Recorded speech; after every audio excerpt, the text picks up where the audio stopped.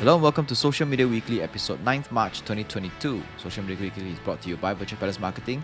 Get your very own corporate website built from as low as $100 with Virtual Palace Marketing today. Terms and conditions apply. The platform is super easy to maintain and comes with a state-of-the-art security. My name is Sean. And I'm Jay. I'm back again. Yes, I just welcome realized back.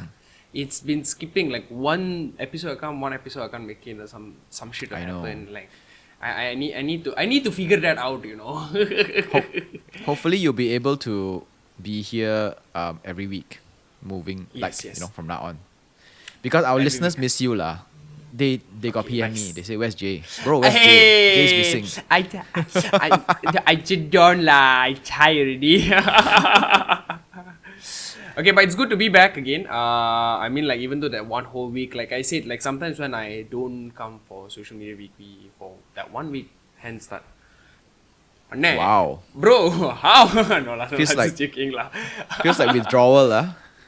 Yes. I mean, like, always social media weekly has always taught me a lot of things. So, like, I don't learn something new, right? Like, what is going on? Okay, let's get on to the news. Let's do it. This week's news: TikTok prevents new posts and live streams in Russia. TikTok has decided to prevent any users from publishing their posts and going live on its platform, citing laws that criminalizes and spreads the fake news concerning the government's assault on Ukraine. This law was recently passed by the Russian government, which prevents any attempt to discredit the government, and TikTok was forced to comply. Lawbreakers could face a prison sentence of up to 15 years or 1.5 million ruble, which is equivalent to $14,000 fine. Wow. Yo, that's, Okay. I mean, just by posting something, a video, just by posting one simple video and done, bam, India- you get 14,000 India- fine. In their, what is that called? In their context is fake news, as in like Russia is bombing Ukraine, and when people in TikTok post Russia bombing Ukraine, in terms of from the Russia's perspective, that's fake news. So Holy crap. yeah, so nowadays in war, everybody's trying to control the media, right? Because the media directs all this whole thing. I mean, next thing he will start saying global warming is a myth. Oh, I thought that's already been said. And the Earth is flat, remember? No. yeah, 100%. I'm just right around the corner only. Yeah, because as far as I can see, there is nothing round, right? It's all flat, so it has got to be flat. People just thinking too much. The earth is not round, guys. The earth is flat. 100%. That's all I can say. So yeah, so TikTok is not the only company that is facing this problem. All social media companies are also facing this problem, and I guess Russia is like totally becoming this little isolated state now. Nobody wants to trade with Russia. Nobody wants to buy from Russia, sell to Russia. Nobody wants to have anything to do with Russia. Netflix is not even showing in Russia right now, so those guys must be bored as hell right now, while their And like just president is probably- bombing people. It's a see with the whole like the Russian Ukraine thing right now that's happening. I mean, like honestly, I feel damn bad because I know friends of mine that is actually stuck in Ukraine as well, and I mean, like from what I know that they are safe. It's just that when they found out about this, they had to rush away from it, and I just feel bad lah. What's happening in Ukraine right now? And I mean, like, I honestly I do not know what my brother Putin is thinking, like, bro, what's up lah? Why you angry? Why? Relax lah, bro. Have very some coffee a strategic bit lah. lah. Malaysia got It's actually very strategic, and you can actually go to YouTube and you watch some of the videos. I mean, don't just watch the Western media, videos from the Western media. Have a mix of it from all angles, so you get a bit more of an unbiased look at why is this happening and what caused this to happen. And and somewhere along the line you will find that US is instigating this whole thing, NATO is instigating this whole thing, pushing them to a corner. A lot of these things lah. Then it's strategic as well, right? Because Ukraine has a lot of oil reserves and they want oil reserves. So yeah, there's a lot of this thing as well lah. So No, but that's the thing, interesting fact about Russia is Russia itself, it's a huge country, right? But see how huge the country is, right? I mean, like to a certain extent, Putin does has control, but I was watching this video once. It was quite interesting how they explained was, in every state of Russia, it's like its own government by itself. But either way, so my man is still up there. So I mean, like probably I do not know lah. I guess it's. I don't know why he wants to take over, bro. You got so much land already, not enough, Greed, That's my logic, lah. vision, greed, ambition. Let's move on to the next one because this is not a Yes, you talk know about what? politics. This is social media. Yeah. weekly. I like how we're talking about politics. Just went there. All right, with that, Facebook testing a new desktop layout, and most people who have gotten a new refresh and the new refresh are not liking it one bit. The current official layout has three major sections. The left is where all the controls are. The middle is the main feed, and the right are little suggestion and a friends list. The new one, as spotted, also has three sections, but the attention of all three sections are now equal, where all of them are fighting for your attention. So I'm guessing all three layouts is going to be equally the same, and I mean like there's going to be posting a lot of different things as well. Okay. Like I had a chance to see this, right? Because if you look at Facebook's layout now, the one that we're using, the one that they've had for a long time, same thing. The newsfeed is in the middle, the controls on the left, and on the right you get some ads, and then you also get your friends list.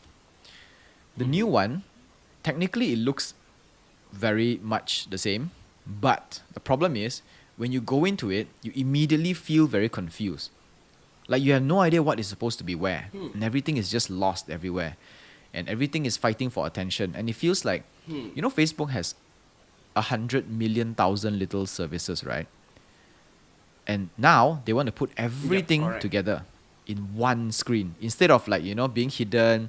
You toggle this, you show that. You toggle that, you show this. But no, now everything is supposed to be in just one place. So that is confusing the hell out of people. I mean, that creates a huge clutter though. Yes, it does. So, but then again, from the other perspective is, remember when Facebook first introduced this layout that we're using? We got a bit confused as well. We got thrown out as well. We're like, oh shit, what is this? Why are all these things all curvy and everything? So I guess it's just us getting too used to the layout, and I guess it takes some time to change it. Maybe that's just that. Yeah, we guess like we all like it's at the back of our heads, like we know where we want to get what and stuff like that. But right now it's with a whole new section. But that's the thing. Like I said, even in the past as well, Facebook has always been a platform whereby they tend to shove in too many things inside. Where even for me, like I said, I go to Facebook. The only reason why I go to Facebook is sometimes just to see what's going on and or probably some interesting news and stuff like that. But with this, I wonder whether making this, would it be a positive outcome for it? But let's just see what happens. But overall, in your opinion, like after seeing, you have seen the layout, right? What do you think about the layout? I don't like it. You don't like it? I don't like it. I kind of miss the very messy. first layout though. I kind of miss the first layout, like back in those days, like back in 2012, like that. Like that kind of layout kind of nice though. I kind of like that. I kind of miss that as well. That was a good layout. It's very clean. It's very proper. Fonts are smaller because we're using on desktop anyway, right? So we're not using our thumbs to actually do the scrolling, so it's fine. But then it became a bit more bubble, big buttons and everything. And then now it's just, I don't know, it's just very confusing. Maybe they will explain to us the purpose of this layout later on when they officially launch. Then we probably understand, oh, that's why you're doing this. But no, not at this point. Okay, moving on to the next one. Twitter may be building support for podcast. App researcher Alessandro Paluzzi spotted a podcast tab on the left side of Twitter's app, quite possibly meaning the app is planning a podcast discovery section. So everybody's getting into podcast now. All right, so just as a context, right? Last year, Twitter bought a podcast feeder app called Breaker. It is used to support its Clubhouse competitor, which is called Spaces. So now you have Twitter is getting an audio with audio Spaces, but that's live audio. But then they have Breaker, which is a podcasting. There is a possibility that Twitter is trying to connect these two things together. They are trying to enable audio to podcast conversion, which will allow Spaces users to save their audio sessions as podcasts. Oh, yo, you wanna jump in there? Shall we? Why not, right? Why not? Let's I mean, try like, it. Hey, it just sounds. It just sounds. See, that's the difference between the two blue companies. You know, one is very interesting. One just shoves in everything. You know, like so. Yeah. This we should jump in. We should jump in. Like, I mean, like, damn. Oh, there's a lot of things you can do with this, though. So we can do this. We can do this podcast live, and then we can live in Spaces, and then we can save it as a And then we can podcast. share. Exactly, and then we can share it out as well. Like, you know, why not? Yeah, exactly. It seems like a better option it's right a pretty now. good thing. It does seem like a better option right now. Yes. But what do you think overall, like for this, what they call that, like for this podcast essentially? I mean, like if we move into there, like is the demographics going to be different or anything? What do you think about that?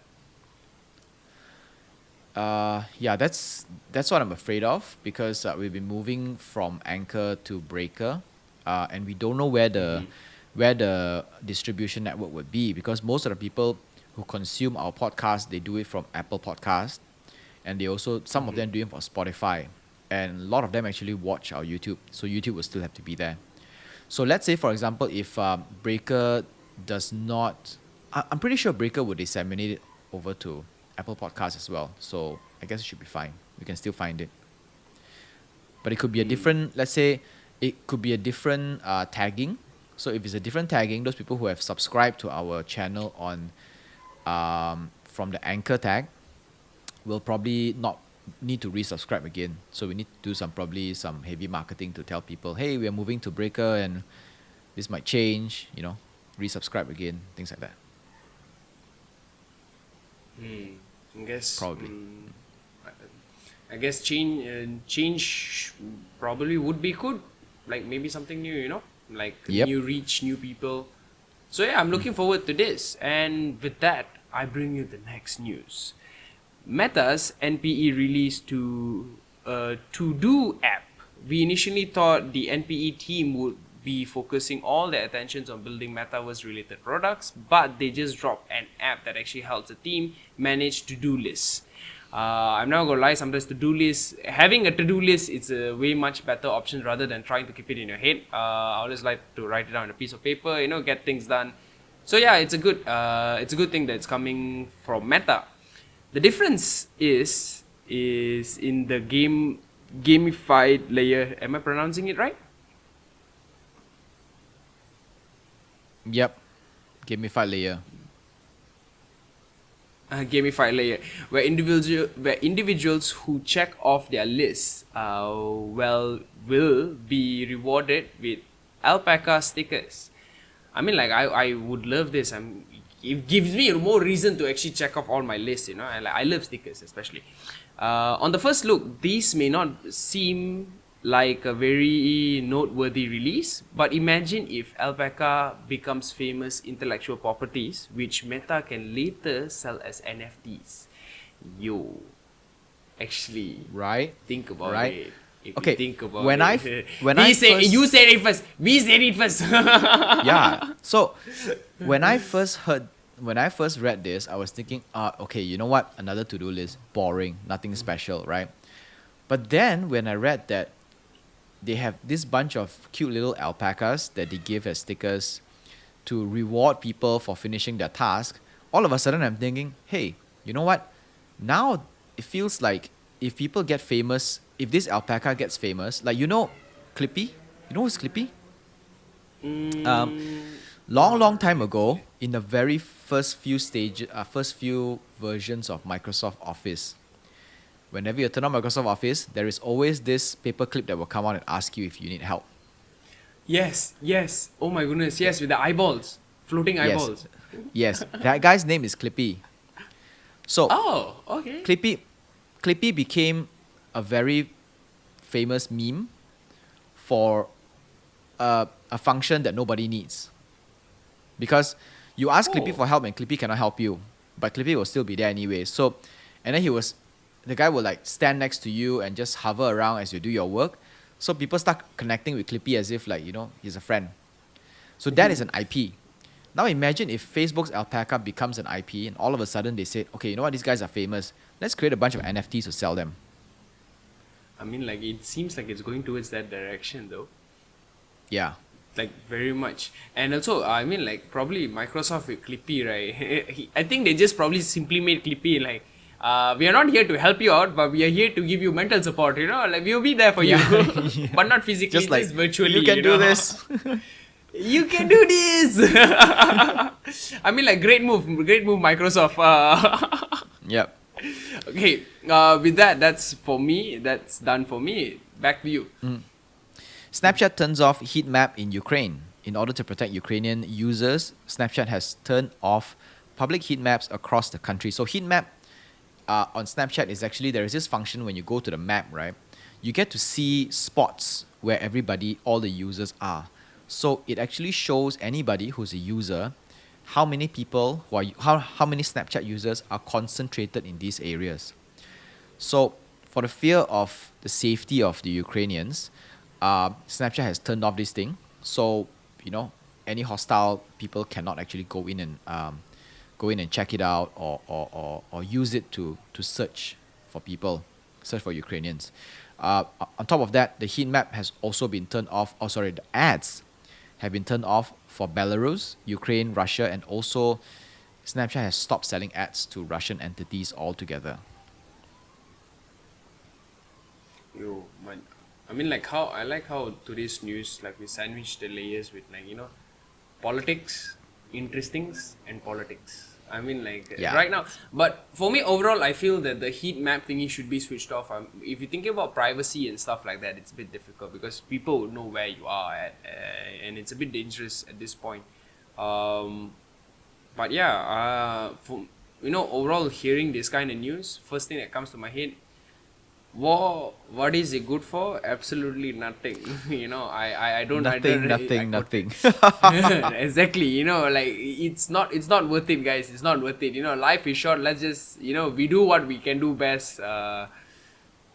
Putin, please stop fighting. Enough. You'd be funny that actually he was listening to our podcast. Like, he's our number one fan.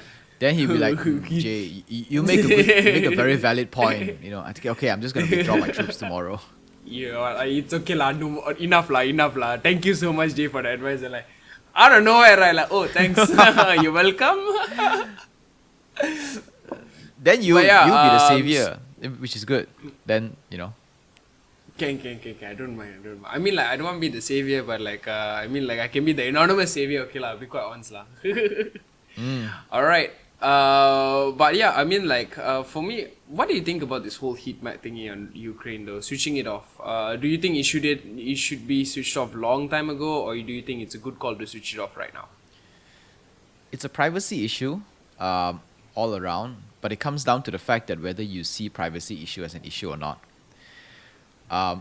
To be honest, people who care so much about privacy issue are the old people. The young people have accepted the fact that they don't have privacy in life. That's just that. It's us people who have lived in the pre-internet world, who have seen the world before our privacy is, taken away from us, who are trying to fight for it back again. And people who use Snapchat are young people and they can't be bothered. They say, oh, have a look at me, I don't care. You see my heat map, you see where I am, what you gonna do? Right? And most of them are their friends anyway. But for the sake of war and everything, yes, then it becomes a totally different thing altogether. Snapchat does not want to be the platform which the hostiles use to track down Ukrainians. It's not so much of protecting the people, but it's also protecting the company itself. So, to me, these are the issues. I guess that makes perfect sense, I would say. Yeah, though, I mean, like, nevertheless, For me, like, it makes sense, when you talk about privacy and stuff like that, because I feel that in the far future, our privacy needs to be bought. We will probably need to buy our own privacy. What do you think about that? Yeah, because you see, all these I apps wouldn't are be free, surprised. right? All these apps are free, Yep. right? So if anything is free, we are paying with our data. So if you want your privacy to be protected, pay for stuff lah. Imagine if you got like 5 social media accounts, each of them charge you $3.99 a month. How much you gonna pay just to stay online? Yeah, exactly. You know, but yeah, I just wonder, like, this whole privacy game is going to be a whole different game in the next 5 to 10 years, though. That's one thing for sure. So yeah, with that, Social Media Weekly podcast is available on Anchor FM, Google Podcasts, Apple Podcasts, Spotify, and more. Our full video is available on YouTube, and we post bits and clips on Instagram and Facebook. If you really like Social Media Weekly, it could really help if you can rate and review it on a podcast feeder of your choice and on YouTube so more can discover it. Social Media Weekly is on the lookout for regular co-hosts to help us bring some depth to the show. If you're interested, simply drop me an email at Shawn, that is SHAWN, at virtualpeddlers.com. This is Social Media Weekly episode 9th March 2022. My name is Shawn. And I'm Jaypal Singh. So I think I'm still gonna play with that. Like, it's gonna be. You know they can Google your name, right? 100%. They can search me on LinkedIn also. Probably I'll just be there early. Yeah, exactly. Alright, so guys. anyway, With that, see you guys next week. take care. Bye, boys. Toodles.